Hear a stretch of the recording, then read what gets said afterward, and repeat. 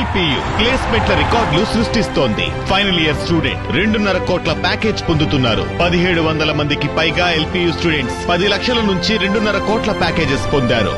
విద్యా విప్లవం ప్రారంభమైంది లవ్లీ ప్రొఫెషనల్ యూనివర్సిటీలో. తెలుగు సినీ పరిశ్రమలో మళ్లీ పురస్కారాల పండుగ ప్రారంభమైంది. తెలంగాణ రాష్ట్ర ప్రభుత్వం కొత్తగా ప్రవేశపెట్టిన గద్దర్ పురస్కారాల పరంపర కొనసాగుతోంది. అంతకుముందు 2024కు సంబంధించిన గద్దర్ పురస్కార గ్రహీతలను ప్రకటించిన ప్రభుత్వం ఇప్పుడు 2014 నుంచి 2023 మధ్య విడుదలైన సినిమాలకు అవార్డులను ప్రకటించింది. ఈ కాలంలో రిలీజ్ అయిన చిత్రాల నుంచి ఏడాదికి 3 చిత్రాల లెక్కన ఎంపిక సాగింది. మొత్తంగా గద్దర్ అవార్డ్స్తో తారలు దిగిరాబోతున్నారు.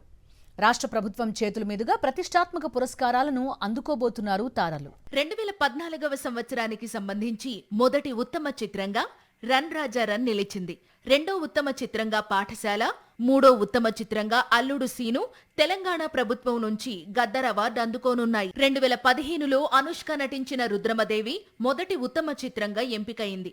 రెండో ఉత్తమ చిత్రంగా క్రిష్ డైరెక్ట్ చేసిన కంచె, మూడో ఉత్తమ చిత్రంగా మహేష్ బాబు నటించిన బ్లాక్ బస్టర్ శ్రీమంతుడు ఎంపికయింది. 2016లో శర్వానంద్ శతమానం భవతి, విజయ్ దేవరకొండ హీరోగా నటించిన మొదటి చిత్రం పెళ్లి చూపులు, NTR block buster Janata garage మొదటి, రెండవ, మూడవ స్థానాల్లో పురస్కారాలను అందుకోబోతున్నాయి. 2017లో బాహుబలి 2 మొదటి ఉత్తమ చిత్రంగా నిలిచింది. ఆ తరువాతి స్థానాల్లో ఫిదా, ఘాజీ చిత్రాలు ఉన్నాయి. 2018లో మహానటి, రంగస్థలం, కేర్ ఆఫ్ కంచరపాలెం లాంటి చిత్రాలు పురస్కారాలను అందుకోబోతున్నాయి. 2019లో మహర్షి, జెర్సీ, మల్లేశం సినిమాలు, అలాగే 2020లో అలవైకుంఠపురంలో colour photo, middle class melodies Gaddar అవార్డులు గెలుచుకున్నాయి. 2021లో త్రిబులార్, అఖండ, ఉప్పెన, ఆ తరువాతి ఏడాదికి సీతారామం, కార్తికేయ 2 మేజర్ చిత్రాలు అవార్డులు గెలుచుకున్నాయి.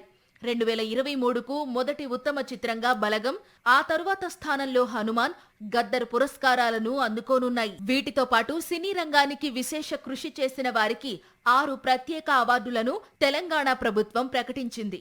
ఎన్టీఆర్ నేషనల్ ఫిల్మ్ అవార్డుకు బాలయ్య, పైడి జయరాజ్ ఫిల్మ్ అవార్డు కోసం మణిరత్నం, బిఎన్ రెడ్డి అవార్డు కోసం సుకుమార్, నాగిరెడ్డి చక్రపాణి అవార్డు కోసం అట్లూరి పూర్ణచంద్రరావు, కాంతారావు అవార్డు కోసం దేవరకొండ, రఘుపతి వెంకయ్య ఫిల్మ్ అవార్డు కోసం ఎండమూరి ఎంపికయ్యారు. జూన్ 14న హైటెక్స్ లో పురస్కారాల ప్రధానోత్సవం జరగనుంది.